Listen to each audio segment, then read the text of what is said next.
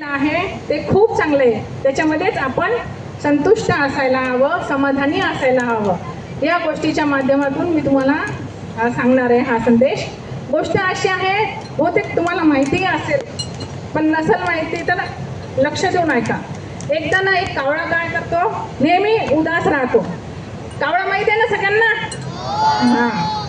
तर कावळा तो काय करतो, उदास राहतो. त्याला काय वाटतं, काय माझं रूप आहे, नुसतं मी काळा आहे, कोणी पण मला अपशकून मानतो, किंवा झाडावर कावकाव केलं की प्रत्येकाला, आजकालच्या संयुक्त कुटुंबामध्ये प्रत्येकाला वाटतं बाई पाहुणे येते की काय, की कावळा ओरडला की पाहुणे येतात असं म्हणतात.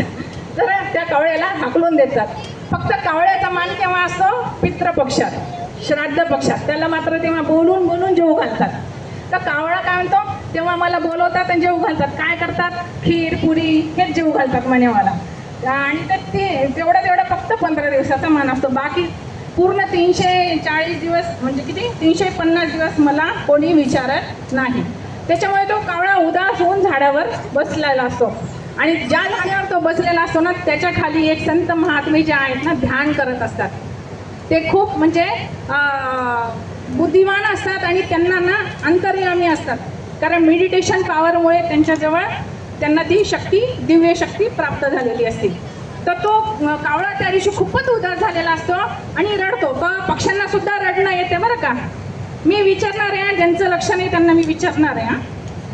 तर तो रडता रडता त्याच्या अश्रू एकदम खाली त्या संत महात्म्याच्या अंगावर पडतो. ते संत महात्मा एकदम वरती पाहतात की बाबा कोण रडत आहे, माझ्याजवळ अश्रूचा थेंब आलाय. तेव्हा त्याने वरती पाहिलं तर कावळा असतो.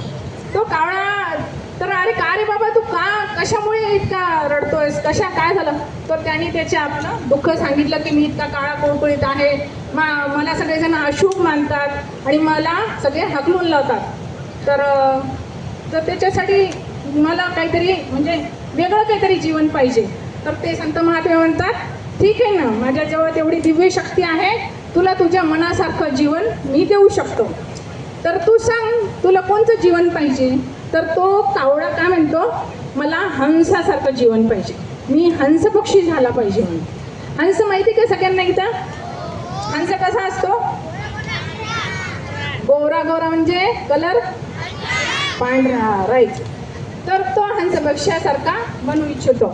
तेव्हा ते संत महात्मे त्याला काय म्हणतात की बाबा मी तुला लगेच करतो, पण तू एकदा माझं म्हणणं ऐक. तू त्या हंस पक्षाकडे जा आणि त्यांना विचार की तू तुझी जीवनाने संतुष्ट आहेस का, आनंदी आहेस का. कावळा म्हणतो, हो एवढी क्षुल्लक गोष्ट का, मी जरूर करतो. तो उडत उडत जातो एका सरोवरजवळ, तलावाजवळ, आणि तिथे हंस असतो. त्या हंसाला विचारतो, का रे बाबा मित्रा, म्हणे तू खुश आहे का तुझ्या जीवनाशी, आनंदी आहेस का. त्याचं ऐकल्याबरोबर लगेच हंस पक्षी म्हणतात, नाही रे बाबा, कशाचा, मी बिलकुल आनंदी नाही म्हणे. म्हणजे कशामुळे, तू इतका सुंदर पांढरा शुभ्र कलर आहे तुझा, दिसायला इतका सुंदर आहेस, तरी पण तू संतुष्ट नाही तुझ्या जीवनाशी. तर तो म्हणतो, नाही कशाचा म्हणे, हे पांढरा शुभ्र कलर म्हणे, पांढऱ्या शुभ्र कलर म्हणे फक्त कोणी वारल्यानंतरच पांढरे कपडे नेसतात म्हणे, बाकी त्याला जास्त अर्थ नाही. आणि मला पाण्याच्या बाहेर जास्त राहता येत नाही, पाण्यातच राहावं लागतं म्हणे. तर मग तो कावळा तिथून निघतो आणि परत संत महात्म्याजवळ जात नाही. तो हंसाला विचारतो, मग तुला काय व्हावं लागतं, म्हणजे तुला कोणता पक्षी आवडतो, कोणत्या पक्षाचं तुला जीवन आवडतं, तुला हा तुझं स्वतःचं जीवन आवडलं तर तो म्हणतो, मला पोपटाचं जीवन आवडतं म्हणे. पोपट म्हणजे पॅरोट. पॅरोट माहिती आहे ना सगळ्यांना का, कोणचा कलर असतो पॅरोटचा. तर हंस पक्षी म्हणतो, त्याचा कलर किती छान आहे, हिरवा हिरवा, मला तर, आणि त्याची लाल चुटूक चोंच असते म्हणे, तर मला तर पोपट जीवन आवडतं म्हणे, पोपट पक्षाचं. तर मग तो कावळा काय करतो, मग हंसाजवळ जाऊन तिथून पोपटाला शोधतो. एका झाडावर पोपट बसलेला असतो आणि लगेच त्याला आनंद होतो, पटकन जातो त्याच्याजवळ आणि म्हणते, का रे पोपटा मित्रा, म्हणे तू तुझ्या जीवनाशी खूप संतुष्ट आहेस का. तो म्हणतो, नाही रे बाबा, कशाचं संतुष्ट म्हणे, हे काय म्हणे, उठलं सुटलं की मला त्या हिरव्यागार झाडामध्ये राहावं लागतं म्हणे, हिरवाच कलर म्हणे, लोक मला ओळखतही नाही, हिरव्यामध्ये हिरवा कलर लक्षातही नाही येत म्हणे, आणि ज्याला कुणाला लक्षात आलं ते मला घरी नेतात आणि पिंजऱ्यामध्ये टाकून ठेवतात म्हणे पाळण्यासाठी, आणि मी पिंजऱ्यामध्ये अडकून राहतो म्हणे माझ्या परिवाराव्यतिरिक्त.